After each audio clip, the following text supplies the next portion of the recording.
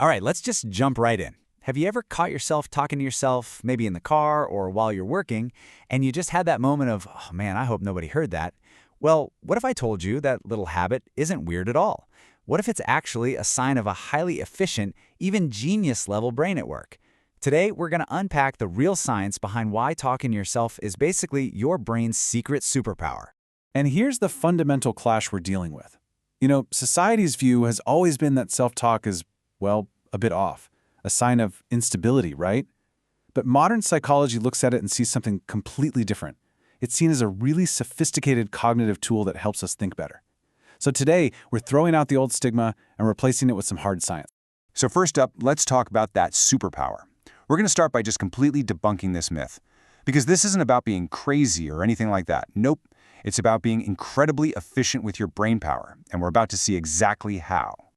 Okay, so there's an actual name for this, and it's called verbal reasoning. And it's exactly what it sounds like. It's the act of using your voice to bring order to that chaotic world inside your head. It helps you organize your thoughts, anchor your focus, and yeah, solve problems way more effectively. Now, let me ask you this. Does it ever feel like your brain just doesn't have an off switch? Like it's constantly buzzing with ideas, thoughts, and connections? If that sounds like you might be what's called a continuous processor. It's a really common trait in highly intelligent people, but that sheer volume of thought can get, well, a little overwhelming. And this is where talking to yourself becomes a total game changer. See, without it, your thoughts can be like this tangled mess of wires. Ideas firing all at once, overlapping, causing this kind of mental blur. But the second you start speaking your thoughts out loud, you force all that chaos through one single, narrow channel, your voice. It's like a manual brake that turns that tangled mess into a clear, organized, linear stream of thought. So how does this actually work? Let's get into the mechanics of this whole mind-voice connection. I mean, how can the simple act of making sound create so much clarity? Let's dive into the specifics. Okay, so the key idea here is something called the focus anchor. When you speak, you're not just thinking abstractly anymore. You're creating physical sound waves.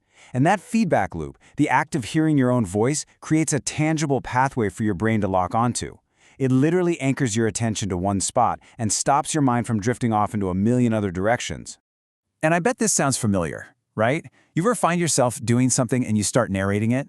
Like, okay, first I grab the keys, then I lock the door, then I need to remember to get gas. That right there, that's you using the focus anchor in real time. You're using your voice to guide your brain step by step. And when you do that, you're actually firing up a critical part of your brain known as your executive control. Think of this as the CEO of your brain. It's the command center that handles all the big picture stuff, planning, making decisions, regulating your impulses, and tackling really complex problems. Here's a great way to picture it.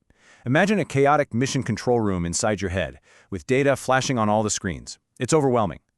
Your voice is the director who walks in, claps their hands, and says, "All right, everyone, listen up.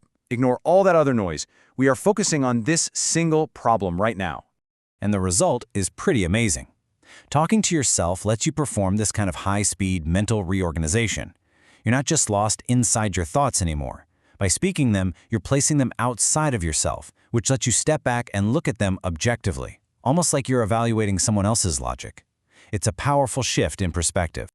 Okay, so we get the why and the how. Now for the really fun part. Let's talk about putting this into practice. How do we turn this cool psychological theory into a high-performance tool that you can actually use every single day?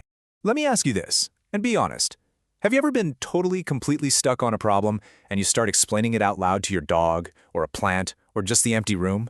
And then bam! Halfway through a sentence, the solution just materializes out of nowhere? Well, there's actually a name for that. It's called the rubber duck method. And yes, it is literally what it sounds like. It's the formal practice of explaining your problem, line by line, to an inanimate object, like a little rubber duck sitting on your desk. Now, before you write this off as just silly, get this. This is a standard, widely used debugging technique in elite software engineering.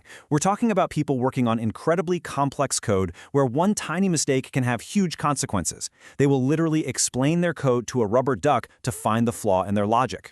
And here's how simple it is. 1. You state the problem clearly, out loud. 2. You explained your current line of thinking, step by step, as if you're teaching it to someone who has no idea what you're talking about. And 3, almost like magic, that act of forcing yourself to simplify and verbalize your own process makes the gap in your logic just jump right out at you. And it's not just for finding mistakes. You can also use your voice to explore new ideas by talking through different possible paths. Okay, what if I try this? Well, then that would probably happen. Your brain gets to run these rapid-fire simulations, letting you spot subtle patterns and consequences you'd totally miss if the thoughts just stayed tangled up in your head. All right, let's bring this all home. For our final section, we're going to build your very own productivity script. This is a simple framework you can start using, like today, to bring this incredible focus into your daily routine. But first, let's nail this new mindset down once and for all. That constant internal chatter you might experience, that's not anxiety, it's depth. It's the sign of a deeply active and curious mind. And talking to yourself, it's not weird, it's efficient. It's how you manage that depth. So here's a simple 3-step vocal workflow for any task you're facing. First, define. State your specific goal out loud. Okay, my only goal right now is to draft this one email. Second, narrate. Talk through the tiny steps as you do them.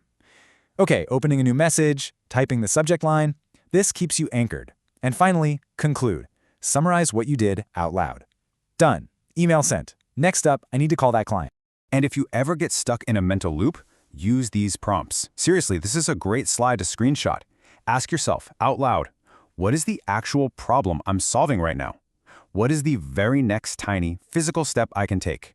Wait, am I overcomplicating this? And my absolute favorite, explain this to me like I'm 5. Oh man, that one is pure gold for cutting through complexity. So, we've seen how a habit that many people think of as weird is actually a high-performance cognitive tool.